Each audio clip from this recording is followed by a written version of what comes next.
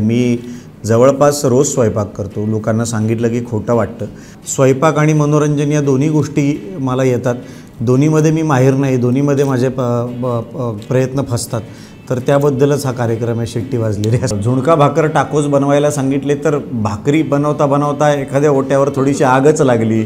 एका ओट्यावर भाकरीच्या ऐवजी ऑस्ट्रेलियाचा नकाशाच आला. पुण्यात थांबवतात हॉटेल्समध्ये आणि थांबलाच तरी लगेच मिळेल असं नाही. एखाद्या पदार्थाबरोबर फुकट अपमानही मिळतो. मुंबईत तसं कमी होताना दिसतं. सगळ्या पुरुषांनीसुद्धा हा कार्यक्रम बघितल्यावर त्यांच्या लक्षात येईल की स्वयंपाक करणं हे काही खायचं काम नाही. मी थोडासा असा प्रयत्न करतो की मला एका विशिष्ट साच्यात अडकायला आवडत नाही कलाकार म्हणून. दिल दोस्तीनंतर 15 सिनेमे त्या काळी ऑफर झाले होते. मी फक्त मुरांबा आणि फास्टर फेणे हे सिनेमे करावे असं ठरवलं. तो रिजेक्शननी कधी म्हणजे रिजेक्शनचं तात्पुरतं मी असं म्हणेन की वाईट वाटलं असेल, पण एवढं कधी त्यांनी मनाला लावून नाही घेतलं की माझ्या त्या सगळ्या प्रवासात कधी त्यांनी काही बाधा येईल. कॉन्टेंट क्रिएटर्स आहेत, दे आर स्ट्रगलिंग ॲक्टर्स आणि all actors are struggling content creators. बऱ्याचदा मला त्याची एनर्जी जी असते ती एका पॉईंटला मला असं होतं की आत्ता थांब, कारण सिद्धार्थ जाधव तो बोलतो, तो उड्या मारतो माझ्या अंगावर आणि त्याला असं वाटतं मी 1 मिनटं जरी शांत बसलोय तरी मी आयुष्यात दुःखी असं त्याला वाटतं. नमस्कार, महाराष्ट्र टाइम्समध्ये तुमचं सगळ्यांचं पुन्हा एकदा स्वागत आहे. काही चेहरे, काही कलाकार आपल्याला छोट्या पडद्यावर पण बघण्याची उत्सुकता असते आणि असाच एक चेहरा आहे की जो छोट्या पडद्यावर आपल्या सगळ्यांना भेटीला येणार आहे. त्याचं नाव आहे अभिनेता अमेय वाघ. खरं तर अमेयला आपण चित्रपटांमधनं, वेबसिरीजमधनं, मराठी हिंदी दोन्ही भाषांमधल्या कलाकृतींमधनं बघत असतो आणि त्याचं काम आपण बघत असतो आणि आपल्याला ते आवडतही असतं. पण असं वाटतं कधी कधी की त्याने आपल्या घरात यावं टीव्हीच्या माध्यमातून, म्हणून तो एक कार्यक्रमाचं होस्टिंग करणार आहे, अँकरिंग करणार आहे. त्या कार्यक्रमाचं नाव आहे शिट्टी वाजली रे आणि त्या कार्यक्रमाच्या निमित्तानेच तो आज आपल्या कार्यालयात आला आहे आणि आपल्याशी तो गप्पा मारणार आहे. तर प्रवीण मुळे सर यांना मी विनंती करते की त्यांनी अमेयचं स्वागत करावं. धन्यवाद. Thank you sir. थँक्यू. धन्यवाद. पुस्तक दिन आहे हो, आणि आपण पुस्तकच देतो. वा वा वा, धन्यवाद.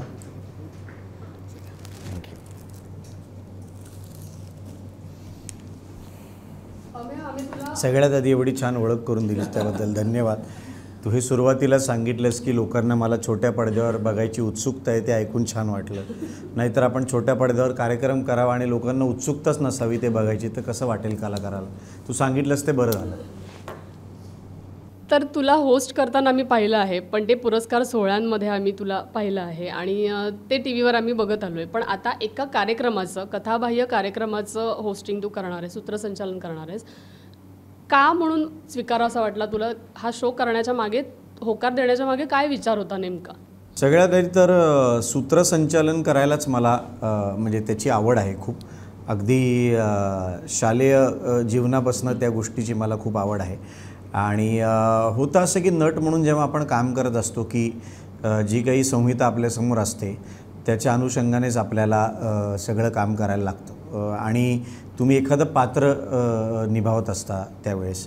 पण सूत्रसंचालन करताना तुम्ही माणूस म्हणून जे आहात त्यात तुमच्यात जर थोडीफार विनोदबुद्धी असेल, हजरजबाबीपणा असेल, तर या सगळ्या गोष्टी त्या सगळ्या गोष्टींचा तिथे कस लागतो. एका अर्थी त्या सगळ्या गोष्टी तिथे आजमावता येतात. त्यामुळे सूत्रसंचालन करायला मला खूप आवडतं.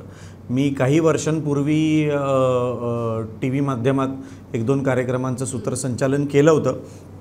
पण त्यानंतर मला असं वाटत होतं की काहीतरी नवीन कार्यक्रम करायचा आहे. असा कार्यक्रम करायचा आहे जिथे कार्यक्रमाचा जो म्हणजे निवेदन करणारा असेल किंवा सूत्रसंचालन करणारी जी व्यक्ती असेल त्याच्यावरती जबाबदारी असावी कार्यक्रम पुढे घेऊन जायची. आणि मला त्या अर्थी तशा रिॲलिटी शोमध्ये फार रस नव्हता जिथे जजेस समोर बसलेले असतात आणि स्पर्धकांना मार्क देतात वगैरे. मला असं काहीतरी करायचं होतं जिथे जसं मी मगाशी म्हटलं तसं ऐन वेळेस काही गोष्टी ज्या घडतात तिकडे त्याच्यातनं काहीतरी एका अर्थी मनोरंजन व्हावं लोकांचं, जे मला अभिनेता म्हणून जे करता येत नाही. बऱ्यापैकी ठरवलेल्या आपण गोष्टी असतात.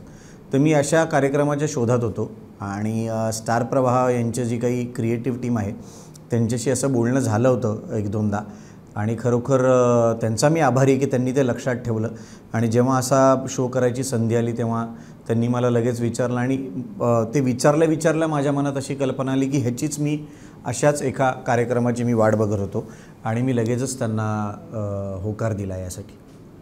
तुझा आणि स्वयंपाकाचा किंवा पदार्थ बनवण्याचा कितपत संबंध असतो आणि कसा संबंध असतो? खूप संबंध आहे. मी जवळपास रोज स्वयंपाक करतो. लोकांना सांगितलं की खोटं वाटतं, पण माझ्या नातेवाईकांना, जवळच्या मित्रमैत्रिणींना, विशेषतः माझी जी जोडीदार आहे साजिरी, तिला हे विचारू शकता तुम्ही. आत्तासुद्धा विचारलं तरी ते होच म्हणतील. लॉकडाऊनमध्ये मी स्वयंपाक करायला शिकलो कारण नाईलाज होता. आम्ही दोघंच राहत होतो तर अर्थातच काही शक्य नव्हतं आणि दोघांनाही स्वयंपाक येत नव्हता आणि तेव्हा तिची नोकरी चालू होती. वर्क फ्रॉम होम नावाचं एक जे अवघड प्रकार, जे घरी बाकीचे जे राहतात त्यांच्यासाठी जो अवघड प्रकार असतो तर ते चालू होतं. मी म्हणलं माझी बायको वर्क फ्रॉम होम करते तर मी काही नुसतं सिट ॲट होम करू शकत नाही, मी पण वर्क फ्रॉम होम थोडंसं किंवा वर्क ॲट होम करायला पाहिजे. म्हणून त्या काळात जरा स्वयंपाक शिकायला लागलो आणि मी बरेचसे यूट्यूबवरचे रेसिपीज आणि असं बघूनच शिकलो आहे. त्यामुळे आत्तासुद्धा मला कुठलाही पदार्थ जर नवीन बनवायचा असेल तर असं होत नाही की मला तो मी लगेच येतो. मी यूट्यूबवर एकदा रेसिपी बघतो म्हणजे खात्री पटते की या सगळ्या स्टेप्स आपल्याला माहिती आहेत आणि मगच मी तो बनवतो. पण ज्या दिवशी मला सुट्टी असते त्या दिवशी मी रोज स्वयंपाक करतो आणि ज्या दिवशी मला शूटिंग वगैरे असतं सकाळी त्या दिवशी बायको स्वयंपाक करते. जेव्हा 4-5 दिवस आम्ही घरी आहोत किंवा सुट्टीचा दिवस आहे तर आम्ही दोघं मिळून बनवतो स्वयंपाक. आमच्याकडे ज्या मावशी येतात त्या स्वयंपाक करत नाहीत, त्या भाकरी किंवा पोळी चपाती यासाठी म्हणजे मदत करतात. बाकी स्वयंपाक तर आम्हीच करतो. त्यामुळे माझ्या प्रचंड आवडीचा विषय आहे, मला खूप जवळचा विषय आणि स्वयंपाक आणि मनोरंजन या दोन्ही गोष्टी मला येतात. दोन्हीमध्ये मी माहिर नाही, दोन्हीमध्ये माझे प्रयत्न फसतात. तर त्याबद्दलच हा कार्यक्रम आहे शिट्टी वाजलेली असं मला वाटतं. पण मग कार्यक्रमात काही टिप्स वगैरे दिल्या आहेत का? तो आता शूटिंग तुमचं सुरू झालेलं आहे तर तिथल्या नाही, टिप्स द्यायला जगविख्यात शेफ जयंती कठाळे आहेत आमच्याकडे. त्यांचा अनुभव खूप दांडगा आहे या बाबतीत. तर मी काय टिप्स देणार? मी फक्त त्यांना हे मनोरंजनाच्या टिप्स देऊ शकतो की असं करा तसं करा. कारण कार्यक्रमात एक स्वरूप आम्ही असं ठेवलं आहे की जे रेसिपी ते जे करणार आहेत आमच्यासमोर त्याचबरोबर त्यांनी मनोरंजनसुद्धा करणं अनिवार्य आहे. म्हणजे तुम्ही फक्त जो पदार्थ बनवताय त्यासाठी तुम्हाला मार्क मिळणार नाही आहे, तर तुम्ही तो पदार्थ बनवताना आमचं किती मनोरंजन केलं, आता ते ओघाने घडतं आहे का तुम्ही घडवून आणताय हा विषय आहे. पण ह्या दोन्हीसाठी त्यांना मार्क मिळणार आहेत.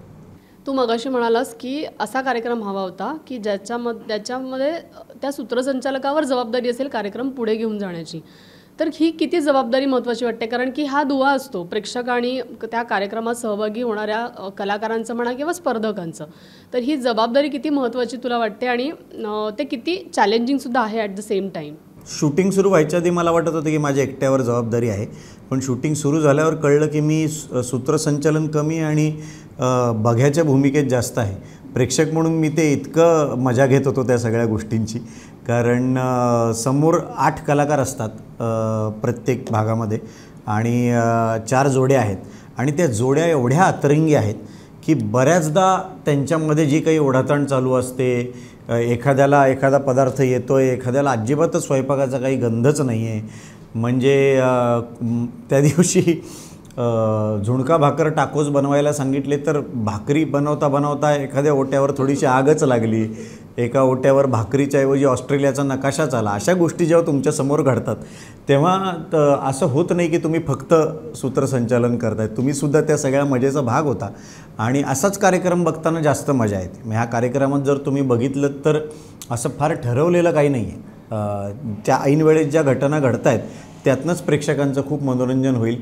आणि आपल्याला माहिती आहे की आपल्याकडे अख्खं घर सांभाळणाऱ्या ज्या बहुतांशी स्त्रिया असतात त्या सुगरणींचे कष्ट जरा त्याच्याकडे दुर्लक्ष होतं आपलं. आपण फार कमी वेळा त्यांचं कौतुक करतो या सगळ्याबद्दल. एक ते रुटीन होऊन बसलेलं असतं की आपल्या घरातली आई किंवा बायको किंवा बहीण त्या स्वयंपाकाची जबाबदारी उचलतात, सगळ्यांना काय कोणाला काय हवं नको ते बघतात, आवडीनिवडी बघतात, त्यानुसार डबे वगैरे तयार करतात, घरच्या जेवणाची जबाबदारी उचलतात. आणि हे कष्ट तसं आपण थोडंसं दुर्लक्ष करतो. म्हणजे एका अर्थी आपल्याला असं वाटतं की हां हे होणारच आहे, किंवा मीठ कमी पडलं आहे, आज तिखट जरा जास्तच झालं आहे, हे फुशारक्या मारत आपण सांगतो. तर ज्या सगळ्या स्त्रिया ज्यांनी घरची जबाबदारी उचलली आहे त्यांनासुद्धा हा शो बघताना मजा येईल की आपले आवडते कलाकार जेव्हा स्वयंपाकाची जबाबदारी उचलतात तेव्हा ती फजिती होते त्यांची, ते बघून त्यांनाही मजा येईल. आणि मला वाटतं की ज्या सगळ्या पुरुषांनीसुद्धा हा कार्यक्रम बघितल्यावर त्यांच्या लक्षात येईल की स्वयंपाक करणं हे काय खायचं काम नाही. पण आता तू म्हणालास ना की गमती जमती घडल्या आहेत किंवा वेगळेच नकाशे तयार झालेत भाकरी किंवा पोळी करताना वगैरे, तर तुझा असा कुठला फसलेला पदार्थ तुला आठवतोय की काहीतरी तू करायला एक गेलेला आहेस आणि वेगळं काहीतरी झालं आहे आणि त्यातून आणखीन काहीतरी वेगळा पदार्थ तू इन्व्हेंट केलेला आहेस, असं कधी झालं आहे तुझं? बेफाम पदार्थ फसलेले आहेत माझे. सुरुवातीचंच मला एक आठवतं आहे की जेव्हा मी म्हणालो की लॉकडाऊनच्या काळात जरा पदार्थ बनवायला मी थोडं शिकायला लागलो आणि थोडेफार पदार्थ मला यायला लागले मग बघून, तेव्हा मी थोडंसं करिअरमध्ये जसं मोठी झेप घेतल्यावर यश मिळतं असं आपल्याला वाटतं, तसं मला वाटलं की स्वयंपाकातही तसंच असतं. म्हणून मी म्हटलं एक मोठी झेप घेऊया, आपण आता बटाटे वडे करायचा प्रयत्न करूया. पण मला असं वाटत होतं बटाटे वडे फार सोपे आहेत, ते सारण वगैरे छान तयार झालं सगळं, पण बेसनाचं जे पीठ होतं ते मी आणि माझ्या बायकोनी त्यात म्हणजे एखाद्या आपण स्क्रिप्टमध्ये कसं थोडंसं पाणी घालून विनोद फुलवायचा प्रयत्न करतो तसं आम्हाला वाटलं की बटाटे वड्याचंही तसंच आहे. तर तिने पटकन असं पाणी घातलं आणि ते खूप पातळ झालं मग सगळं बेसन. आणि मग ते म्हणजे सारण त्यात बुडवून जेव्हा मी तेलात सोडले तेव्हा प्रत्येक बटाटे वडा फुटत होता, ते तयारच होत नव्हतं. आणि 3-3.5 तास आमचा हा प्रयत्न चालू होता आणि अक्षरशः आम्ही दोघंही त्या दिवशी रडलो. म्हणजे खरोखर तिथे बसून रडलो, कारण असं वाटलं की आपण किती अन्न आपल्या हातनं वाया गेलं. मग आईला व्हिडिओ कॉल केला, तर आई म्हणली की एक काम करा, तुम्ही आता ते सारणच ब्रेडमध्ये वगैरे घालून थोडंसं ते असं परतून वगैरे थोडंसं गरम करून ते खा, ते वाया नका घालू. पण त्या दिवशी मला खरोखर कळलं की माझ्या आईला जर मी कधी म्हणत असेन, सल्ले देत असेन की स्वयंपाकात हे कमी आहे हे जास्त आहे, तर ते ह्यापुढे जरा सांगताना जरा मी म्हणजे आवरलं पाहिजे स्वतःला. आता प्रोमोमध्ये जे कलाकार दिसत आहेत ते कलाकार तुला कधी कळलं की ह्या कलाकारांबरोबर आपल्याला काम करायचं आहे सगळं, की आधीपासून तुला माहिती होतं की हे कलाकार? नाही, प्रोमो शूटलाच मला कळलं की हे कलाकार असणार आहेत. पण असं आहे की सगळे कलाकार सगळ्या एपिसोड्समध्ये नाही आहेत. काही ज्या जोड्या आहेत त्या परत एपिसोड्समध्ये 1-2दा आहेत, पण नवीन कलाकार पण मध्येच त्या सगळ्यात संचात सामील होत आहेत. ओके. आम्हाला जो पहिला प्रश्न पडला की जास्त कलाकार बिग बॉसमधले दिसतात, म्हणजे तिकडची त्यांची पॉप्युलरिटी इकडे युटिलाइज करायचा प्रयत्न केला आहे का, असा प्रश्न तुला जेव्हा कलाकारांची नावं कळली तेव्हा तुला असं पडला होता प्रश्न की नाही? म्हणजे मला असं वाटलं की कुठलेही पॉप्युलॅरिटी युटिलाइज करत असतील तर चांगलंच आहे. कारण शेवटी त्या कलाकारांनी एक कार्यक्रम संपल्यावर पुढचा कार्यक्रम करायचा नाही असं होत नाही. तसं तुम्ही मलाही म्हणू शकता की माझी काय तुम्ही फर्स्ट क्लास दाभाडेची पॉप्युलॅरिटी युटिलाइज करताय का.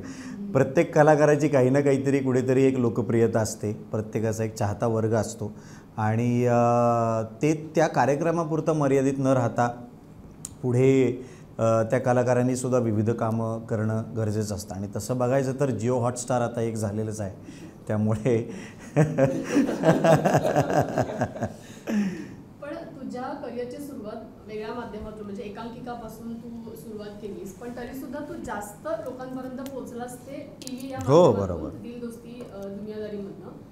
तुला अजूनही त्याबद्दलच्या प्रतिक्रिया येतात? कैवल्य तुझ्या किती जवळचं आहे? खूपच.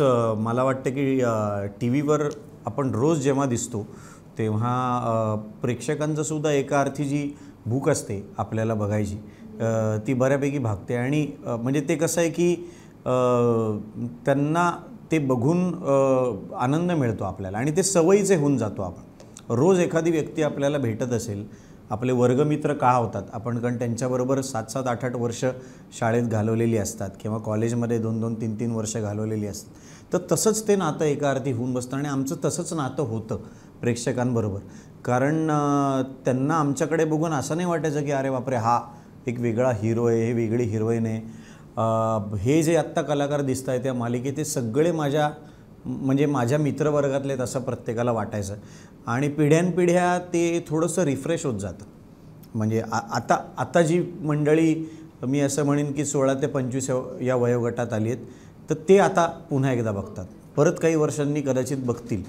तर मला ती खूप मोठी पुंजी वाटते कलाकार म्हणून, की पिढ्यानपिढ्या नवीन तरुण पिढी आली की ते आपला कार्यक्रम बघतायत आणि त्या आठवणींचा एक उजाळा होतो, तर छान वाटतं.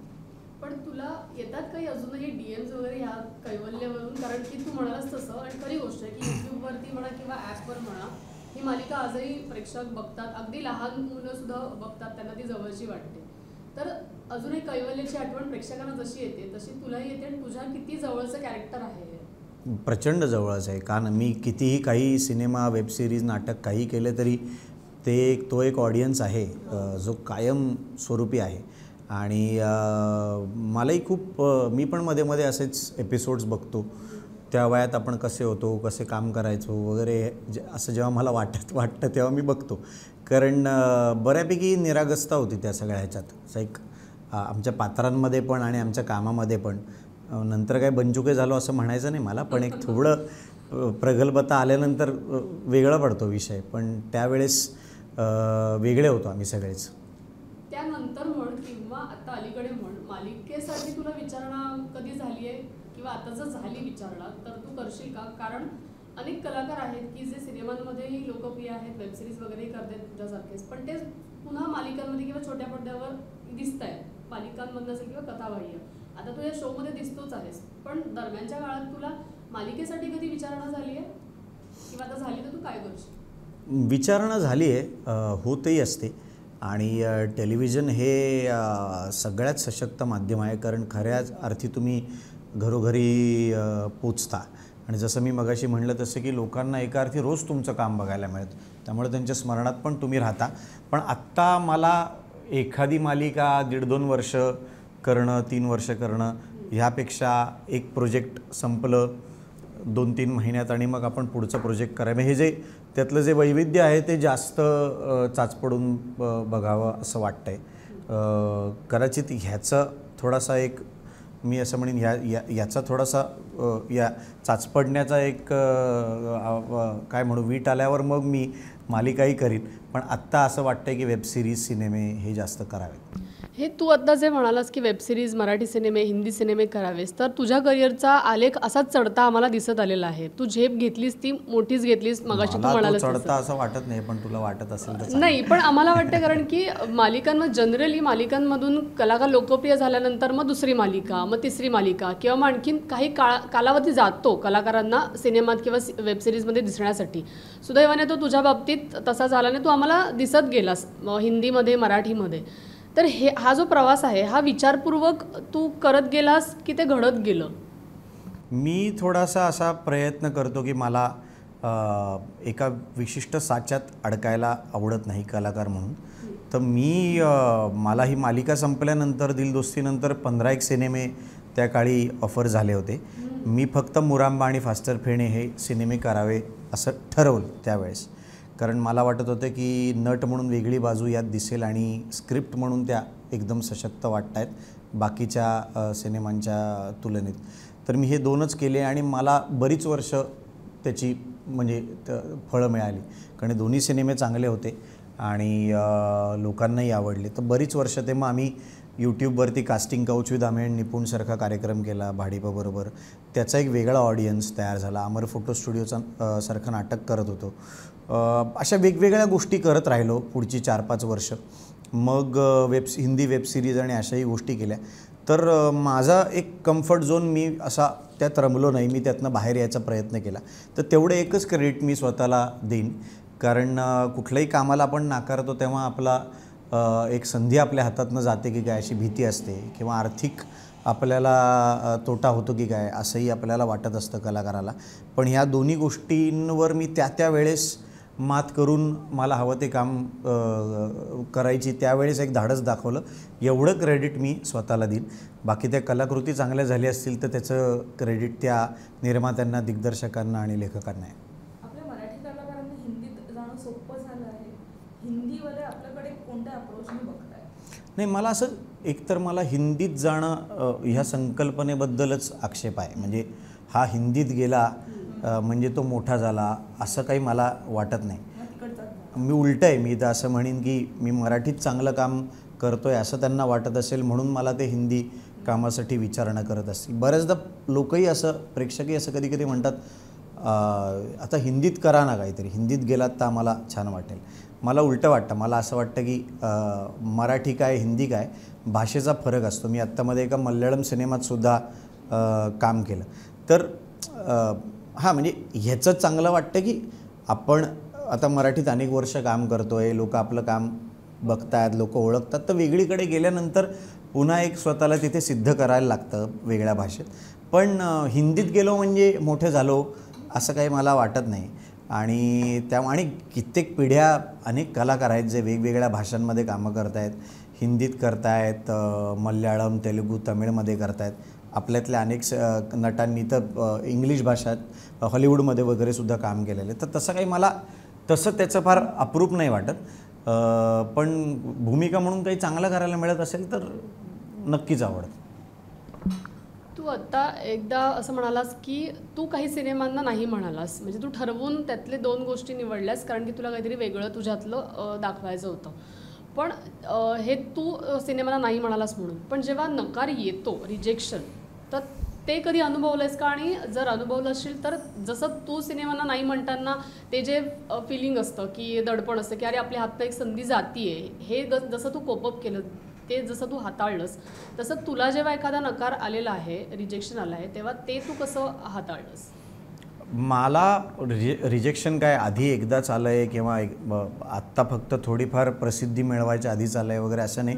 रिजेक्शन कायम येत असतं. आताही असे काही प्रोजेक्ट्स येतात ज्याची ऑडिशन तुम्हाला द्यायला लागते. पण असं आपण सांगू नाही शकत की हे रिजेक्शन तुम्ही तुमच्या कामात कमी पडताय म्हणून आलं आहे का त्या विशिष्ट भूमिकेला तुम्ही साजेसे नाही आहात म्हणून आलं आहे. तर ते रिजेक्शन वेगवेगळ्या कारणांमुळे असतं. आणि रिजेक्शन मला आलं तर मी या क्षेत्रात करिअर करणं बंद करीन का? तर असं नाही. मला अभिनयातनं मजा येते, मला अभिनयातनं जगण्याचा आनंद मिळतो. तर मला कोणी रिजेक्ट केलं म्हणून मी अभिनय करणं बंद करणार नाही. आणि कधी लेखक, दिग्दर्शक, निर्माते तुम्हाला रिजेक्ट करतात, कधी प्रेक्षक तुम्हाला रिजेक्ट करतात. पण काही झालं तरी मला अभिनयच करायचा आहे. मग भले माझ्या मनासारखं काम मला मिळणार नाही, पण जे मिळेल ते मी कदाचित करत राहीन. पण मला अभिनय करण्यातनं आनंद मिळतो तर मी अभिनय करणार आहे. तो रिजेक्शननी कधी, म्हणजे रिजेक्शनचं तात्पुरतं मी असं म्हणेन की वाईट वाटलं असेल, पण एवढं कधी ते मी मनाला लावून नाही घेतलं की माझ्या त्या सगळ्या प्रवासात कधी त्यांनी काही बाधा येईल. नाही म्हटलं तरी स्पर्धा आत्ता दिसून येते, कारण इतकं सगळं मराठी फक्त मराठी इंडस्ट्री नाही तर आता मराठी, हिंदी म्हणजे कलाकारसुद्धा इकडे तिकडे जात असतात आणि कलाकृती करत असतात. त्याच्यानंतर माध्यमं वाढली आहेत, म्हणजे वेबसिरीज आहे, शॉर्ट फिल्म्स आहे, शॉर्ट व्हिडिओज आहेत, बऱ्याच गोष्टी आहेत. नाही म्हटलं तरी स्पर्धा ही आत्ता या क्षणाला आहे. तू ह्या सगळ्या स्पर्धेकडे कसं बघतोयस? तुला काय वाटतं की तुझी स्पर्धा आत्ता कोणाशी आहे आणि तू स्पर्धेकडे कसं बघतो? अत्यंत टिपिकल उत्तर आहे, पण खरंच मला वाटतं माझी स्पर्धा माझ्याशीच आहे. कारण असं नाही होऊ शकत की आपल्या बरोबरीचा एखादा अभिनेता पुढे गेला तर आपण मागे पडतो. असं काहीच नसतं. आणि काय त्याला मोजमाप आहे? म्हणजे कोणी आपल्यापेक्षा जास्त पैसे कमवले तर तो आपल्यापेक्षा प्रसिद्ध आहे का? कोणाचे सिनेमे आपल्यापेक्षा जास्त चालले तर तो प्रसिद्ध आहे? असं त्याला काही मोजमाप नाही. म्हणजे एखाद्या खेळात एक टीम एक विशिष्ट धावसंख्या उभारते, मग समोरची टीम बॅटिंगला येते, त्यांना तेवढी ती धावसंख्या पार करता आली तर ते जिंकले किंवा नाही तर हारले. असं खेळात शक्य आहे. पण मनोरंजन क्षेत्रात अशी स्पर्धा करणं शक्य नाही, त्याला काही मोजमापच नाही आहे. त्यामुळे मला दरवेळेस मी तरी हा प्रयत्न करतो की मी ह्याच्या आधी जे काम केलं आहे त्याच्या पुढे जाऊन या कामात काही प्रयत्न आहे का? एक वेळ पुढे नाही गेलो तरी असं नको व्हायला की मी 4 पावलं मागे येतो आहे. तिथल्या तिथे रेंगाळलो 2-4 वर्ष तरी चालेल, पण असं नको व्हायला की मला वाटतं आहे की मी 4 पावलं मागे आलं. धाडस थोडं निर्माण व्हावं असं मला वाटतं. प्रत्येक वर्षागणिक असं वाटतं की जास्तीत जास्त थोडेसे धाडसी निर्णय नट म्हणून घ्यायचं एक मी प्रयत्न करावा. धाडसी निर्णय कशा अर्थाने की आधीच्या कामापेक्षा पुढचं काम स्क्रिप्ट वाईज थोडंसं कथा वेगळी असेल किंवा भूमिका ज्या करतो आहे त्या वेगळ्या असतील. तर हे धाडस जितकं माझ्यात येत जाईल, जितकं मी असं म्हणेन की ज्याला आपण म्हणतो की निडरपणे काम करता येईल तेवढं मला असं वाटेल की मी थोडा यशस्वी झालो त्या प्रयत्नात. पण स्पर्धेचं तर असं काही मला खरोखर टेन्शन वाटत नाही. म्हणजे उत्तर द्यायचं इथे कॅमेरासमोर म्हणून नाही, पण मला खरंच स्पर्धा वगैरे असं काही त्याचं टेन्शन नाही वाटत. तुझ्या दृष्टीने सोशल मीडिया किती महत्त्वाचं आहे आणि आता सध्या जो सोशल मीडियाच्या फॉलोअर्सच्या संख्येवरनं काम मिळणं किंवा हातातनं काम जाणं ह्याचा जो संबंध लावला जातो याबद्दल तुझं काय म्हणणं आहे? अशी लोकं आहेत की जे तुम्हाला सोशल मीडियावर किती फॉलोअर्स आहेत हे बघून काम देतात. मला अशा लोकांबरोबर काम करायचं नाही आहे. ते माझे फॉलोअर कमी असतील किंवा जास्त असतील म्हणून मला काम देणार असतील तर त्याच्यात काही तथ्यच नाही आहे असं मला वाटतं. हा कलाकार चांगला आहे आणि हा आपल्या या विशिष्ट कलाकृतीत चांगलं काम करेल असं जर कोणाचा मोजमाप असेल तर मला ते काम करायला आवडेल. आणि सोशल मीडिया झाला आहे महत्त्वाचा, पण सोशल मीडियाला ज्याला आपण म्हणतो न्यूसन्स व्हॅल्यू पण खूप जास्त आहे. त्याचे म्हणजे त्याच्यावर खूप वेळ पण घालवत आहेत लोक निष्कारण. कारण इतकं जेव्हा कुठलंही तंत्रज्ञान जेव्हा इतकं सहज तुमच्या हाती येतं तेव्हा त्याचे फायदे आणि तोटे दोन्ही असतात. पण आत्ता मला असं वाटतं आहे की खूप निष्कारण त्यावर वेळ घालवत आहेत लोक. कारण प्रत्येकालाच कॉन्टेंट क्रिएटर व्हायचं आहे, प्रत्येकालाच इन्फ्लुएन्सर व्हायचं आहे. आणि जेवढा माझा अभ्यास आहे तेवढं विशिष्ट काही टॉपची एक 10-20 लोकं सोडल्यास मला नाही वाटत आहे की बाकीच्या लोकांना त्यातनं काही पैसे कमवता येतात. कंटेंट क्रिएटर्सचा मुद्दा काढलास की सध्या कंटेंट क्रिएटर्सचा पण अभिनय क्षेत्रात शिरकाव होतोय. तू एक कलाकार म्हणून याकडे कसं बघतोयस? मला असं वाटतं की जे कॉन्टेंट क्रिएटर्स आहेत दे आर स्ट्रगलिंग ॲक्टर्स आणि all actors are struggling content creators. तर आता ह्याचं काय तुम्ही बेरीज लावायची ते तुम्ही लावा, पण दोघांमध्ये कन्फ्युजन आहे.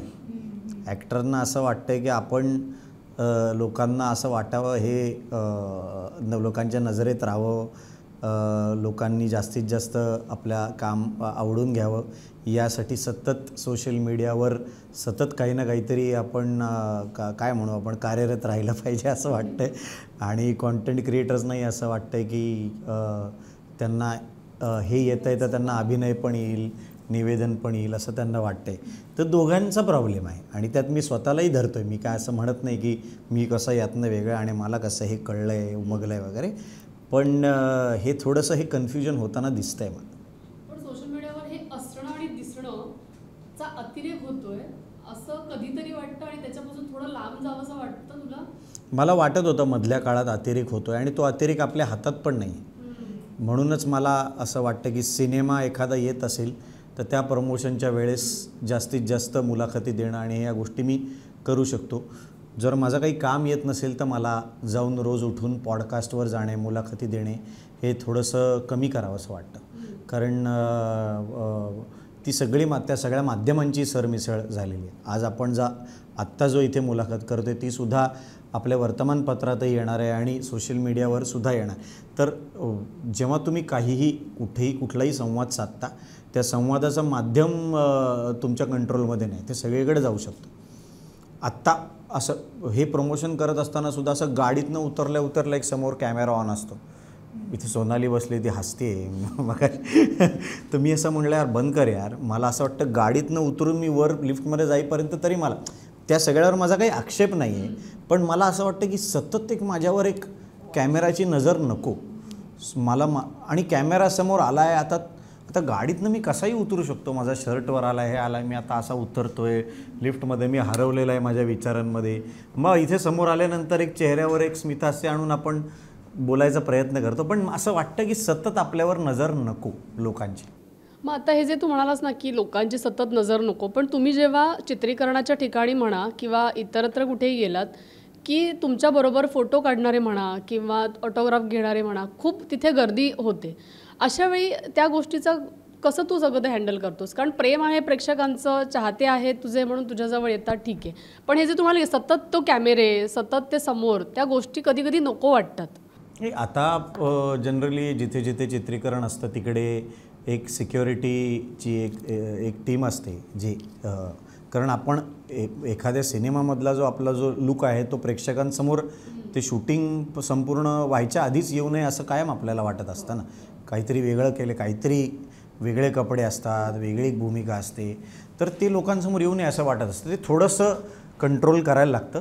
पण बाकी मला काही असं त्या सगळ्याचा फार त्रास होतो असं प्रेक्षक येऊन तुम्हाला म्हणतायत की आम्हाला तुमचं काम आवडतं, फोटो काढायचं. हां, असं बऱ्याचदा असतं की कोणी न विचारता तुमचा फोटो काढतं आहे, कोणी असं लपून फोटो काढतं आहे, व्हिडिओ काढायचं, तर या सगळ्याचा अर्थातच त्रास होतो. पण मला असं वाटतं की कोणी प्रेमाने येऊन तुमच्याशी संवाद साधत असेल तर त्याबद्दल काही बऱ्याचदा असं होतं की लोक येऊन म्हणतात की मला फोटो नाही काढायचा आहे, फक्त एवढं सांगायचं होतं की मला तुमचं काम यातलं खूप आवडतं. तर खरं तर ते जास्त भावतं मनाला. मला ॲक्च्युली सगळ्यात खूप हसू येतं ना, लहान मुलं वगैरे असतात ना, ज्यांना काही गंध नसतो आपला, ते की त्यांनी ओळखलेलंही नसतं, तर आईबाबांना ते फोटो हवा असतो म्हणून ते लहान मुलांना ढकलतात पुढे, जा ना फोटो काढून ये वगैरे. तर तेव्हा मला जरा हसू येतं. मगाशी स्पर्धेबद्दल आपण बोललो, तर स्पर्धा कोणाशी आहे तर तू त्याचं उत्तर दिलंसच. पण तरीसुद्धा मी जनरली असं विचारलं की तुझा आवडता अभिनेता कोण किंवा अभिनेत्री कोण, असं विचारलं जातं. पण मला थोडासा वेगळा प्रश्न विचारायचा आहे की आत्ता तुझ्या फळीतले जे कलाकार आहेत त्याच्यापैकी तुझे आवडते कलाकार कोण? दोन्ही कलाकार, दोन्ही सांगू शकतोस, अभिनेता अभिनेत्री. मला विचारशील तर ललित प्रभाकर आणि सिद्धार्थ चांदेकर हे दोघेही माझे खूप चांगले मित्र आहेत. आणि आमच्यात मैत्री ह्यामुळेच झाली कारण आम्हाला असं वाटलं की आपण समविचारी आहोत. आम्हाला सगळ्यांनाच असं वाटतं की आपण चांगले मराठी सिनेमे करावे, ते सिनेमे लोकांपर्यंत वेगवेगळ्या पद्धतीने पोचवावे आणि मराठी सिनेमे चालले पाहिजेत असं आम्हाला सगळ्यांनाच वाटतं. या विचारधारेवरच आमची मैत्री झाली. आणि हे दोघंही फार चांगलं काम करतात असं मला वाटतं. तर पुरुषांमध्ये हे दोघंही म्हणजे मी असं म्हणेन की आता स्पर्धेच्या भाषेत बोलायचं तर कॉम्पिटिशन वगैरे असले तरी खूप आणि बऱ्याचदा असं होतं की आम्हाला एका रोलसाठी विचारलंसुद्धा जातं. हा नाही म्हणला की लगेच मला फोन येतो, मी नाही म्हणलं की दुसऱ्या कोणाला तरी जातो, किंवा हे दोघंही नाही म्हणले ती मला फोन येतो, असं बऱ्याचदा होतं. आणि दिग्दर्शक असंच म्हणतात की तुझ्यासाठीच हा रोल लिहिला आहे, पण मला माहिती असतं की कालच ललित किंवा सिद्धार्थला फोन गेलेला आहे. तर या लोकांचं काम मला आवडतं. बाकी अभिनेत्रींमध्ये ऋता दुर्गुळे, वैदेही परशुरामी, थोड्याशा अलीकडच्या पिढीतले सई तामणकर, मुक्ता बर्वे ह्यांचं काम मला खूप आवडतं. आत्ता तू आवडत्या कलाकारांबद्दल बोललास. तुझा मित्रपरिवार प्रचंड मोठा आहे, म्हणजे पुणे आणि मुंबई असं दोन्ही. त्या मित्रपरिवाराबद्दल सांग ना, कारण की तू इतका खरं तर बिझी असतोस आत्ता सध्या कामांमुळे, पण तरीसुद्धा वेळात वेळ काढून तुझे आम्ही सोशल मीडियावर फोटोज बघत असतो किंवा इतर कोणीतरी. मी ते सांगतो माझ्या मित्रांना टाकू नका, पण ते टाकतात फोटो. पण दिसतो प्रेक्षकांना असं वाटलं पाहिजे की हा कामात इतका व्यस्त आहे, पण ते आमचे टाइमपासचे वगैरे फोटो टाकतात, ते बरोबर नाही करत. पण त्या मित्रपरिवाराबद्दल ऐकायला आवडेल. खूप मोठा परिवार आहे तुझा.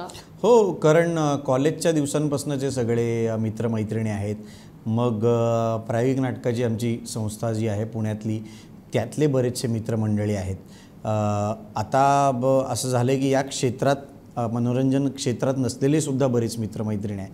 आणि ते प्रॉपर हे एक डिव्हिजन आहे, पुण्यातले मित्र, मुंबईतले मित्र असं आहे. कारण पुण्यात गेल्यावर पुण्यातल्या मित्रमैत्रिणींना भेटणं होतं, आणि मुंबईत असताना पण मुंबईत माझे फक्त कलाक्षेत्रातलेच मित्रमंडळी आहेत जास्त. कारण मुंबईत जेव्हापासून आलो तेव्हा असं कलाक्षेत्राच्या बाहेरच्या मंडळींची कधी एवढा वेळ घालवायची संधी मिळाली नाही. पण खूप मित्रपरिवार आहे. आणि मी माझी बायको मला म्हणते की अँटी सोशल असं एक जे असतं, तर तू अँटी सोशल आहेस. म्हणजे तुला सततच लोकांमध्ये वावरायचं असतं, सतत भेटायचं असतं. कारण सगळं माझं आयुष्य असं एक काय म्हणू आपण एका मोठ्या कुटुंबात गेलं, त्यामुळे मला सवय आहे, मला सतत मित्रमंडळी किंवा नातेवाईक आजूबाजूला हवे असतात, त्याशिवाय मला काही. आणि खरं जितके तुम्ही लोकांना भेटता प्रत्यक्ष जाऊन, जेवढ्या गप्पा होतात तेवढी तुमच्या ज्ञानात भर पडते, तेवढी सुखदुःखांची देवाणघेवाण होते, आणि तेवढं तुम्ही माणूस म्हणून समृद्ध होता असं मला वाटतं. तर हा प्रयत्न तर कायम असतो. मुंबई पुणे विषय निघालाच आहे म्हणून यात मला एक सांगायला आवडेल. आमचा ग्रुप आहे पुण्यातला, जे कॉलेजपासून जे आम्ही मित्र आहोत. काही मंडळी या क्षेत्रातली आहेत, काही मंडळी बाकी गोष्टी करतात. तर त्याच्यात एक असा रूल आहे, फेलियरची पार्टी द्यायची. म्हणजे एखाद्याचं काही आयुष्यात फेलियर झालं, काही एखादं काम नाही चाललं, कुठे धंद्यात लॉस झाला, हे ते वगैरे, तर त्या माणसानी त्या फेल्युअरची पार्टी द्यायची आणि ती पार्टी करून सगळ्यांनी ते फेल्युअर विसरायचं. असं एक म्हणजे आपण आपलं फेल्युअरसुद्धा साजरं केलं पाहिजे. फक्त आयुष्यात यश मिळालं तरच ते साजरं करायचं असं नाही. आणि ते फेल्युअर सगळ्यांच्या साक्षीने तुम्हाला विसरायलासुद्धा त्या सगळ्यात मदत होते. तर मी ही फेल्युअरची पार्टी वर्षातनं 5-6 वेळा माझ्या मित्रांना देतो. ती शिट्टी वाजली रेच्या निमित्ताने द्यायची वेळ येऊ नये अशी मी ईश्वरचरणी प्रार्थना करतो. तू हे सांगितलं त्याच्यावरती प्रेक्षक आणि आम्ही किती विश्वास ठेवू हे तुला माहिती आहे, त्यामुळे तुम्ही माझ्या मित्रांना विचारा. मी फेल्युअरची पार्टी खूप देतो त्यांना आणि ते मागतात हटकून की द्यायला. आता तुझं हे इथे फेल झालास, आता दे पार्टी. देतो बाबा. कदाचित पार्टी हवी असेल म्हणून ते म्हणत असतील. पण मित्रांचा आणि मुंबई पुणे विषय निघाला तर तू मूळचा पुण्याचा आहेस. जेव्हा तू मुंबईत आलास की आता आपण ह्या क्षेत्रात करिअर करायचं आहे म्हणून, तर तो एक पहिला दिवस मुंबईतला आणि आत्ता तू एस्टॅब्लिश झालेला आहेस, तू बऱ्याच कलाकृतींमध्ये काम केलं आहेस, तर आत्ताचा हा एक दिवस मुंबईतला तुला ह्या शहराने काय दिलं? तुला ह्या शहराबद्दलच्या काय भावना आहेत? नाही, मी असं मुंबईत येऊन करिअर करायचं असं नाही ठरवलं. मी करिअर पुण्यातनं पण करतच होतो. पण मला थोडंसं एका पॉईंटला असं वाटायला लागलं की पुण्यात मी खूप रमतो, तिथे गेल्यावर माझा वेळ कसा जातो हे मला कळत नाही. मग मुंबईतनं काही ऑडिशनचा वगैरे तेव्हा फोन आला की आम्ही आपलं एक बरं ते कसं असायचं त्या काळात की फोन यायचा की आज संध्याकाळी ऑडिशनला या किंवा आज दुपारी या. मग तयारी करणार आम्ही आणि मग एक बस वगैरे शोधून एस टीत बसून किंवा एशियाडमध्ये बसून नंतर थोडंसं शिवनेरी वोल्वोमध्ये प्रवास करायला. पण ते सगळं खूप ओढाताणीचं व्हायला लागलं आणि या शहरात जेवढं तुम्ही असाल तेवढं हे ऑडिशन्स देणं आणि हा प्रकार थोडासा सोपा पडतो असं मला वाटायला लागलं. आणि अजूनही माझं असं होतं की मी जेव्हा पुण्यात जातो तेव्हा माझा वेळ कसा जातो ते मला कळत नाही आणि अजूनही मी मुंबईत असतो तेव्हा वेळ कसा घालवावा हे मला कळत नाही.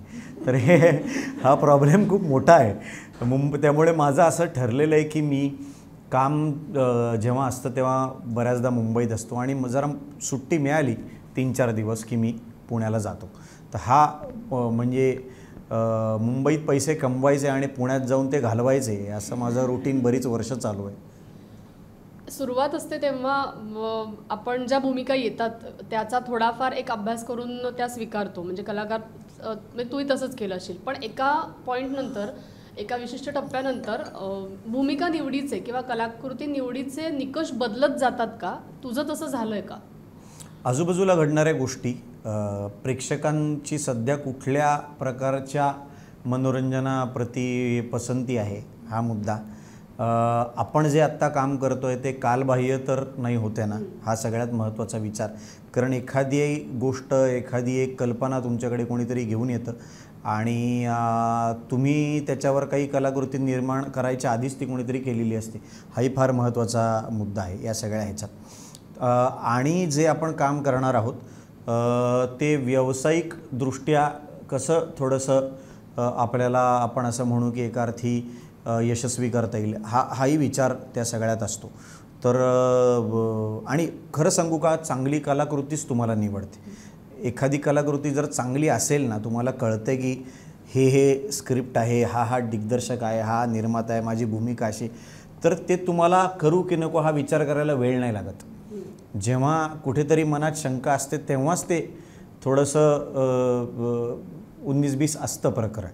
म्हणजे फर्स्ट क्लास दाभाडेसारखा सिनेमा ह्याच्या आधी जो आला होता तो सिनेमा मी काही निवडायचं काही कारणच नव्हतं. मला सगळं वाचून बिचून दिग्दर्शक सहकलाकार बघून त्या सिनेमानेच मला निवडलं होतं. तुम्ही, मला असं वाटतं, चांगल्या कलाकृती तुम्हाला निवडतात. तुम्ही फक्त ज्या कलाकृती तुम्हाला योग्य वाटत नाहीत किंवा कमी चांगल्या आहेत त्याला तुम्ही नाही म्हणता. नाटकांचा पण उल्लेख मगाशी आपण काढला तर मराठी रंगभूमीवर आता अनेक तरुण कलाकार, दिग्दर्शक पुन्हा येत आहेत आणि खूप वेगवेगळे छान प्रयोग करत आहेत. मराठी नाटकंही खूप चांगली सुरू आहेत. तूही नाटक केलं आहेस, तू रंगभूमीवरती सुद्धा कार्यरत होतास. पण आता पुन्हा एकदा मराठी नाटक करावंसं असं वाटतंय का? तुझ्याकडे येत आहेत का? विचारणा होतीये का?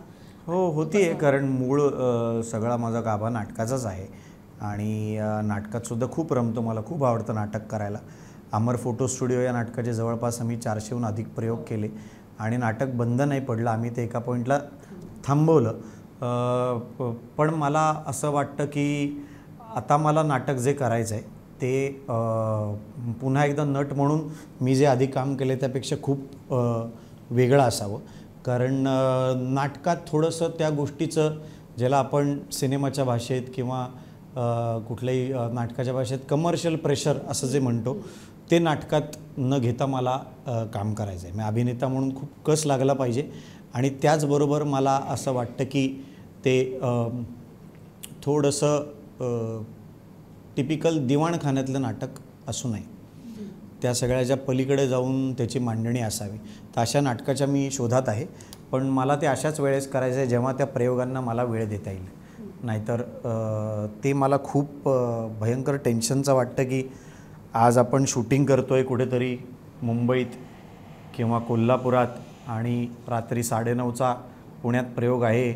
मग ते शूटिंग संपवा आणि तिथे पोचा वगैरे, ते प्रेशर मला नको वाटतं. आणि वेबसिरीज आणि हा सगळा व्याप वाढल्यामुळे त्याचं शूटिंग महाराष्ट्राबाहेरसुद्धा बरंच असतं. तर त्या नाटकाच्या प्रयोगाच्या वेळा गाठणं खूप एक चॅलेंजिंग गोष्ट आहे. तर मला ते जेव्हा नाटक करायचं आहे तेव्हा तो नाटकासाठी म्हणून वेगळा वेळ बाजूला काढून नाटक मला करायची इच्छा आहे. आणि तशा संहितेच्या आणि भूमिकेच्या आणि दिग्दर्शकाच्या मी शोधात आहे. अलीकडची कोणती नाटकं पाहणं झालं आणि एखादं असं कोणतं नाटक आहे ज्यातलं तुला असं वाटलं की अरे हे या नाटकातला ही व्यक्तिरेखा मी करू शकलो असतो किंवा आवडलंच करायला? मी आत्ता सलग 3 कलाकृती पाहिल्या. एक म्हणजे द फोक आख्यान नावाचा कार्यक्रम आहे.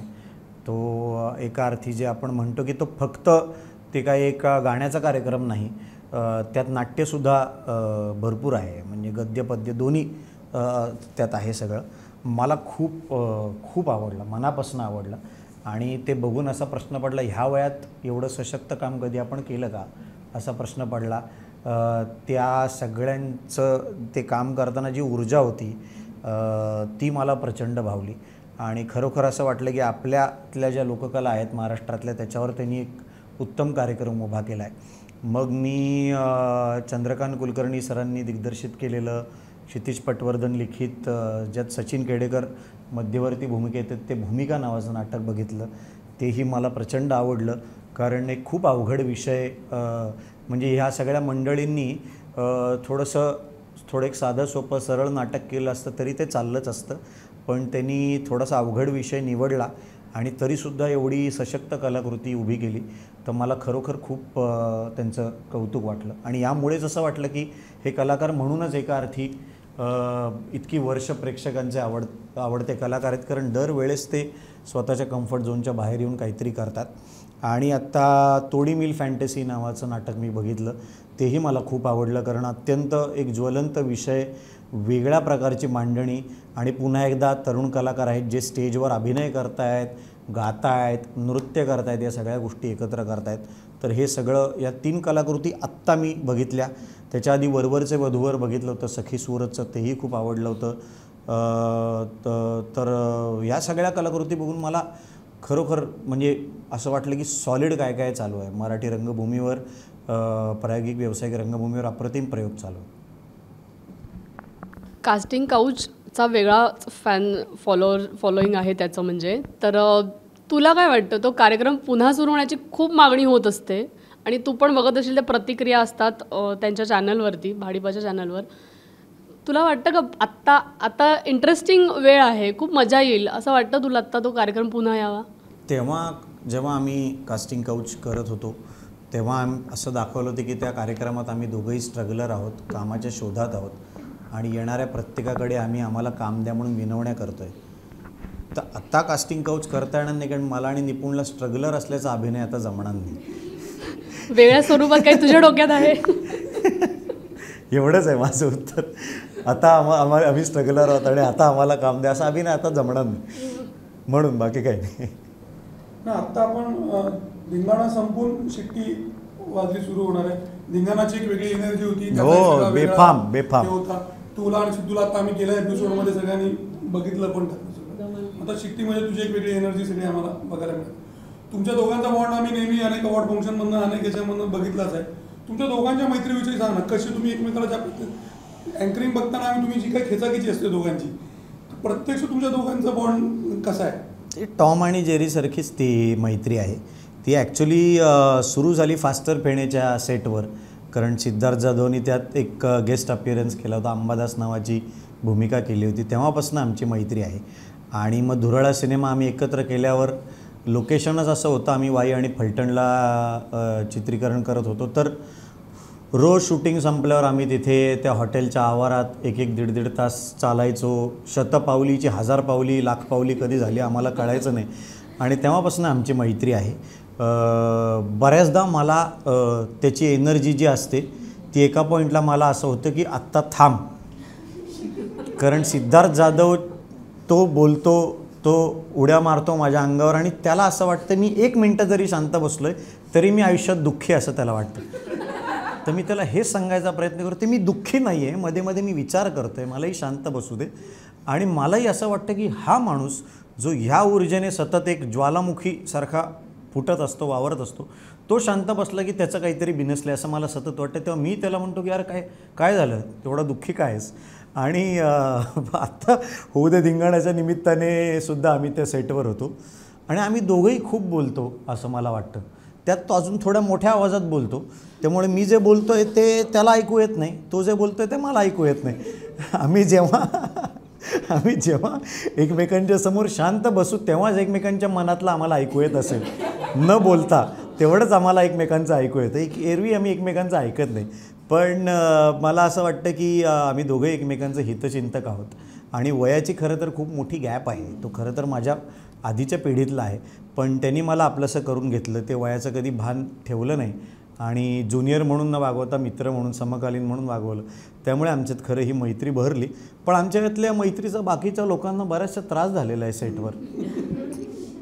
पण होऊ दे धिंगाणात कसं त्या कार्यक्रमात दोघं मिळून कल्ला करायचा होता, त्यामुळे त्या एपिसोडमध्ये मजा आली. माझीसुद्धा इच्छा आहे की होऊ दे धिंगाणाचा जो एक एवढा मोठा चाहता वर्ग आहे तो एक वारसा आता आम्हाला पुढे चालवायचा आहे शिट्टी वाजली रेच्या निमित्तानं. तर माझी इच्छा आहे की सिद्धार्थ जाधवसुद्धा त्यांनीसुद्धा आमच्या कार्यक्रमात सेलिब्रिटी गेस्ट म्हणून यावं, त्यांनीसुद्धा वेगवेगळे पदार्थ बनवाय. आणि सिद्धार्थ जाधव जर आला आमच्या शोवर तर मला खात्री आहे की मजा येईल, कारण पहिल्या एपिसोडमध्ये हेमंत ढोमे आला होता, दुसऱ्या एपिसोडमध्ये प्रियदर्शन जाधव होता. तर हेमंत ढोमे तर खूप जवळचा मित्र आहे आणि जवळचे मित्र जेव्हा ऑन कॅमेरा तुमच्यासोबत येतात, जिथे स्क्रिप्टचं वगैरे बंधन नाही आहे, तेव्हा ते बऱ्यापैकी तुमची नाचक्की करतात आणि ती नाचक्की प्रेक्षकांना बघायला नक्कीच आवडेल. तर माझी तर खूप इच्छा आहे की वेगवेगळ्या मित्रांनी यावं आणि सगळे मित्र आल्यानंतर खूप मजा येते. अरे तरुण वर्गाकडनं काही प्रश्न? हो, मी त्यांना विचारलं मगाशी. तर माझा प्रश्न असा आहे की म्हणजे लहान असताना घरी स्वयंपाकात आईला मदत केली होती का? आणि जर केली होती तर मग त्यात काही गमती जमती झाल्या असं? ॲक्च्युली मी लहानपणी कधीच स्वयंपाक मदत केली नाही. आमचं सगळं एक जॉईंट फॅमिली होती, त्यामुळे घरात माझी आई, माझी आजी, माझी काकू या कायम तिघी मिळून स्वयंपाकात व्यस्त असायच्या. तर ते कधी आम्हाला मदत करूच दिली नाही आणि बऱ्याचदा पदार्थ आम्ही त्यांच्या स्वयंपाकात आम्ही व्यत्ययच आणला असं मला वाटतं. काहीतरी बनवतायत, पटकन काहीतरी तोंडात टाकलं, काहीतरी चोरलं, तिकडनं पळून गेलो, याच गोष्टी केल्या. पण आत्ता मला फार खंत वाटते त्याची. मला असं वाटतं की या सगळ्या आपल्या घरातल्या स्त्रियांनी किती वर्ष हा सगळा गाडा हाकला, म्हणजे किती वर्ष स्वयंपाकाची जबाबदारी त्यांच्यावर होती. आणि जॉईंट फॅमिलीत तर तुम्ही विचार करा, म्हणजे असं दिवाळीत वगैरे किंवा गणेशोत्सवात जी जेवणं असायची, आमचं 65-70 लोकांचं जॉईंट एक फॅमिली होती. सगळे फॅमिली म्हणजे सगळे सणवार आम्ही एकत्र साजरे करायचो. त्यावेळेस या सगळ्या स्त्रियांवर स्वयंपाकाचा केवढा भार येत असेल. आणि खाणारे पण मजबूत सगळे, म्हणजे स्पर्धा लावायची की उकडीचे मोदक तू किती खातोय, तू 11 खाल्ले तर मी 13 खाणार, तू 13 खाल्ले तर मी 21 खाणार. तर या स्त्रियांवर केवढी जबाबदारी येत असेल. आणि खरं सांगू का, जेव्हा मी स्वयंपाक करायला लागलो ना, तेव्हा मला ही गोष्ट जास्त जाणवायला लागली की ही सोपी गोष्ट नाही. आणि आता शिट्टी वाजली रेच्या निमित्तानं तर ते अजूनच जाणवते, कारण समोर जेव्हा हे सगळे कलाकार येतात, त्यांना जेव्हा सांगितलं जातं की 1 तासात तुम्हाला विशिष्ट पदार्थ बनवायचा आहे, तर तो पदार्थ बऱ्याचदा फसतोच. कारण एक पदार्थ तुम्हाला बनवायला मला 3 तास दिले तर मी पण उत्तम पावभाजी करीन, हळूहळू सगळी चिराचिरी करून मग ते शिजवून भिजवून हवे तसे यूट्यूबवर बसून मग ते मसाले वगैरे टाका वगैरे, पण 1 तासात करा, हा डबा तयार करा म्हणल्यावर तुम्ही काय कराल. दुसऱ्याच आमच्या तिसऱ्याच भागात खरं तर आम्ही सगळ्या सेलिब्रिटी कंटेस्टंट्सना सांगितलं की तुम्ही आता डबा तयार करायचा आहे. म्हणजे त्या डब्यात बरोबर 3 घड्यांची पोळी पाहिजे, मस्त छान भात पाहिजे, सॅलड पाहिजे, मी हिरवं चिकन पाहिजे वगैरे. आता डबा तयार कसा करायचा ही मोठी जबाबदारी आहे. आणि त्यामुळे या सगळ्या गोष्टी या शिट्टी वाजलेरीच्या निमित्तानं पुन्हा एकदा, आणि मी म्हणलं तसं की ज्या सगळ्या सुगरणींचे जे कष्ट आहेत त्यांना खरोखर सगळ्यांना कळेल की सुगरणींचे कष्ट किती महत्त्वाचे असतात आणि आपण त्या सुगरणींचे जे कष्ट असतात त्याचं आपल्याला कौतुक करता येत नसेल तर किमान त्याची निंदा तरी करू नये, एवढं तरी प्रेक्षकांना कळेल. आणि ज्या सगळ्या आम्ही असं म्हणतो की सुगरणी आहेत त्यांनासुद्धा कळेल की अहो आपण किती कष्ट घेतो. हे सगळे आपले जे लाडके कलाकार आहेत ते स्वयंपाक करता करता आपलं मनोरंजन करतायत का आपसूक त्यांच्या हातून मनोरंजन आपलं होतं आहे, हाही अनुभव या कार्यक्रमातून मिळेल सगळ्यांना. नमस्कार, मी तेजस पालकर, वजय केळकर कॉलेजमधून सध्याच 12वी दिली. माझा प्रश्न असा आहे की 12वी दिलीस म्हणजे आता निकाल लागायचा आहे. निकाल लागेलच आयुष्याचा लागेलच निकाल. तर काय तुला कुठल्या क्षेत्राची आवड आहे? मला सध्या तर कन्फ्युजन आहे थोडं पुढच्या, पण कुठल्या क्षेत्रांमध्ये? जर्नलिझममध्येच. तरी जर्नलिझममध्ये कन्फ्युजन असतंच रे लोकांना. हो खरंच. जर्नलिझमात असा कन्फ्युजच थोडा प्रांत आहे सध्या.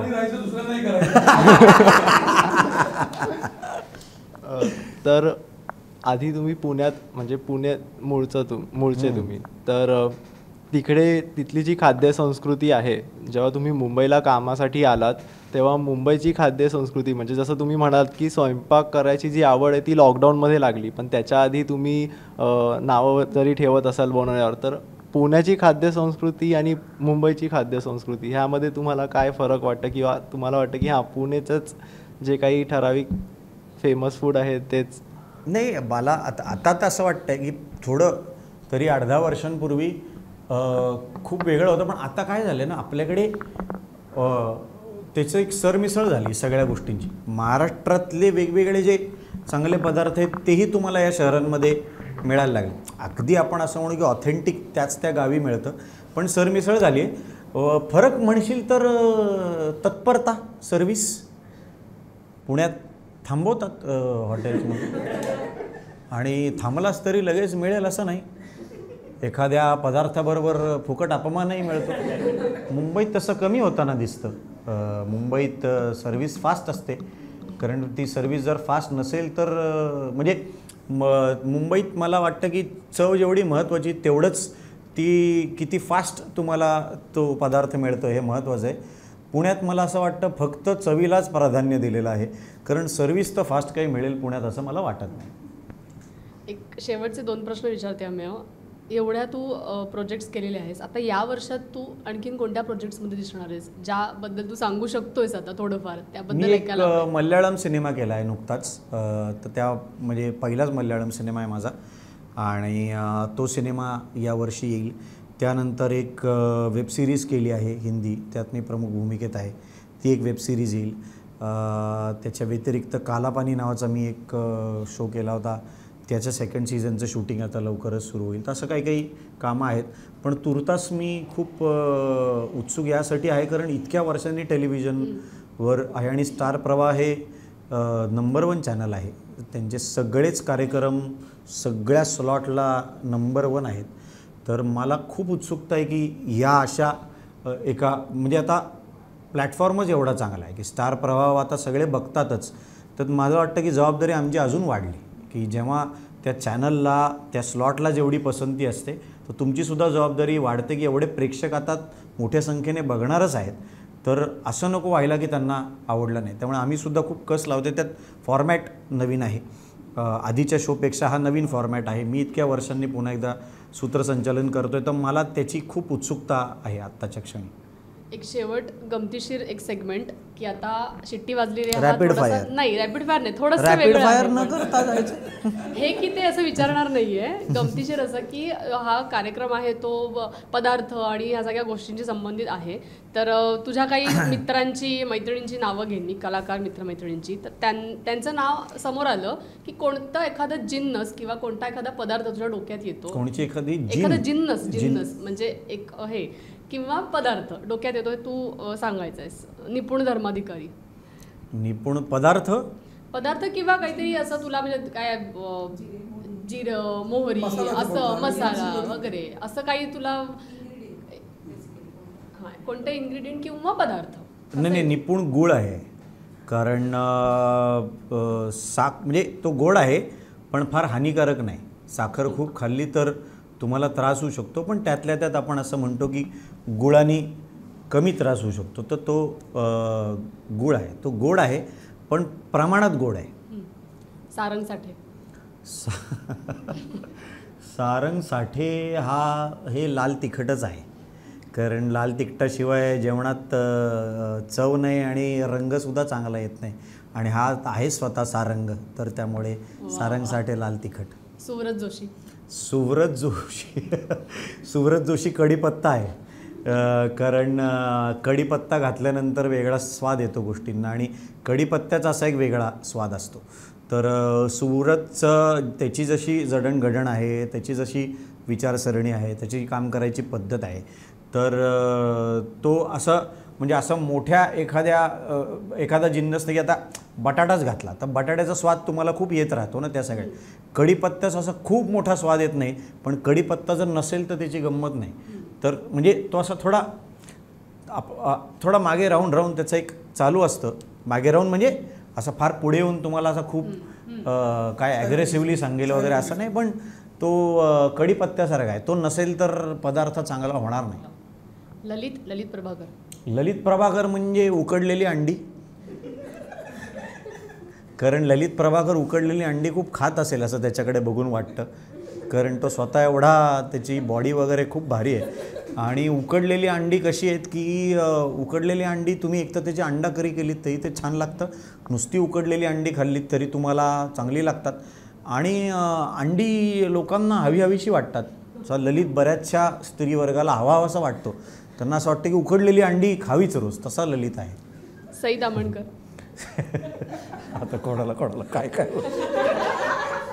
सर रील परत लोकांनी बघितलं तर लोक मला शिव्या घालतील. ऐ ग देवा. सई तामणकर बटाटा आहे असं मला वाटतं. कारण ती कुठल्याही पदार्थात आपण बटाट्याचा वापर बऱ्याच पदार्थांमध्ये होऊ शकतो. म्हणजे मटकीची उसळ जरी करायची असली तरी त्यात बटाटे घातले तरी त्याची मजा येते. दम आलू असा एक पदार्थ असेल त्याची मजा येते. बटाटे वडा त्याचं एक म्हणणं असेल तरी. कधी ढोबळी मिरचीची भाजी केली पण काहींना ती पीठ पेरून आवडत नसेल, त्यात बटाटे घातले आणि थोडीशी ती छान असं रस्स्यासारखी केली तर ती आवडते. वांग्याबरोबर ज्याला वांगा आवडत नाही त्याला वांग बटाटा रस्सा आवडतो. तर सई तामणकर ही बटाटा कुठल्याही कलाकृतीत कुठेही गेली तरी ती स्वतःचं अस्तित्व तिचं ठाम असतं आणि ती कलाकृती चांगली होते तिच्यामुळे. वैदेही परशुरामी खरं तर मटण आहे. म्हणजे असं प्रॉपर काळ्या रश्श्यातलं मटण वगैरे का, कारण तिला ते खूप आवडतं. मी वैदेहीला असं नेहमी म्हणतो की तू असं खूप लोकांना आवडतेस वगैरे, की महाराष्ट्राची क्रश वगैरे. त्या सगळ्या लोकांनी जर तुला मटण खाताना बघितलं तर कसं वाटेल का त्यांना. ती ज्या प्रकारे मटण खाते ना, ती जी एक वैदेही परशुरामी आहे, जी एक आपल्याला असं वाटतं की एक सोज्वळ सुंदर छान अभिनेत्री, तुम्ही तिला मटण खाताना बघा ती कशी खाते. असं उघड बिघड वाहतोय रश्श्याचा वगैरे. तर मी काळ्या रश्श्यातलं मटण ती तशी आहे. कारण तिचं एक स्वतःची एक क्वालिटी. आणि काळ्या रश्श्यातलं मटण असं इझिली अवेलेबल नसतं, काही ठिकाणीच चांगलं मिळतं. तसे ती त्या नाशिकला वगैरे हां तर तिला ते आवडतं ती काळ्या रश्श्यातलं मटण. हेमंत ढोमे मला असं वाटतं की Hemant Dhome is butter chicken कसं सगळ्यांना आवडतं. म्हणजे देशाविदेशात सगळीकडे आवडतं. आणि हेमंत ढोमे यांनी लंडनला सुद्धा जाऊन चांगले सिनेमे केलेत. लंडनमध्ये बटर चिकन प्रसिद्ध आहे, त्यामुळे हेमंत ढोमे हे भारतात आणि लंडनमध्ये दोन्ही ठिकाणी प्रसिद्ध आहेत असं मला वाटतं. शेवटचे 2 अगदी. सिद्धार्थ चांदेकर. सिद्धार्थ चांदेकर हा प्रॉपर बटाटा वडा आहे. कारण बटाटा वडा सगळीकडे मिळतो, पण जो बटाटा वडा ज्या ठिकाणचा चांगलाच असतो तो लक्षात राहतो. आणि मला पांढरं सारण असलेला बटाटे वडा खूप आवडतो, जो सिद्धार्थ चांदेकरला पण खूप आवडतो. या बाबतीत आमचं एकमत आहे. सो बटाटे वडा त्याला खूप बघितलं आहे आपण सिद्धार्थला वेगवेगळ्या माध्यमात, पण ज्या माध्यमात त्याला म्हणजे त्याच्या ज्या चांगल्या कलाकृती आहेत, टेलिव्हिजनपासनं ते ह्याच्या सिनेमापर्यंत, त्या सगळ्या आपल्या लक्षात राहिल्यात. तर सिद्धार्थ चांदेकर हा बटाटे वडा आहे. आणि शेवटचा सिद्धार्थ जाधव. सिद्धार्थ जाधव हा एक सिझलर आहे. सिझलर हा पदार्थ कसा समोर तुम्ही जर बघितला असेल तो तडतडत असतो, म्हणजे आपल्याला त्याला खायचं असतं, पण असं वाटतं की याला खायला गेलो तर काहीतरी भाजेल आपल्याला. चव अप्रतिम असते, पण त्या पदार्थाच्या तडतडण्याची आपल्याला थांबा कॉफी पितो जरा. हां, मी आहे ब्लॅक कॉफी म्हणजे मी सतत पित राहावे आणि तरतरी येते ती प्यायला. तर सिद्धार्थ जाधव हा एक सिझलर आहे असं मला वाटतं. मला वाटतं की हे सेगमेंट खूप इंटरेस्टिंग, आणि तू इतक्या 1 सेकंदाचा पण विलंब न लावतो तू पटापट जी उत्तरं दिलेली आहेस संदर्भासह जी स्पष्टीकरण. माणसं माझ्या आयुष्यात वेगवेगळे पदार्थ बनवून जे आली, बऱ्याचदा हे ह्याचा आस्वाद घेतल्याने पोट बिघडलंच आहे माझं किंवा माझं मानसिक स्वास्थ्य बिघडलं आहे या माणसांमुळे, पण त्यांना काहीतरी आपण पदार्थाची जोड देणं गरजेचं होतं, त्यामुळे मी तशी नावं घेतली. खूप छान वाटलं अमेय. खूप दिवसांपासून आपण खरं तर प्रयत्न करत होतो की आपण मटाकट्टा करावा, पण तो योग जुळून आला या शिट्टी वाजली या कार्यक्रमाच्या निमित्ताने. खूप शुभेच्छा तुला या कार्यक्रमासाठी आणि तुझ्या येणाऱ्या सगळ्याच कलाकृतींसाठी. खूप छान वाटलं गप्पा मारून. खूप खूप धन्यवाद. थँक्यू. कल्पेशला सांगा त्याची आठवण आली आज कट्ट्यावर.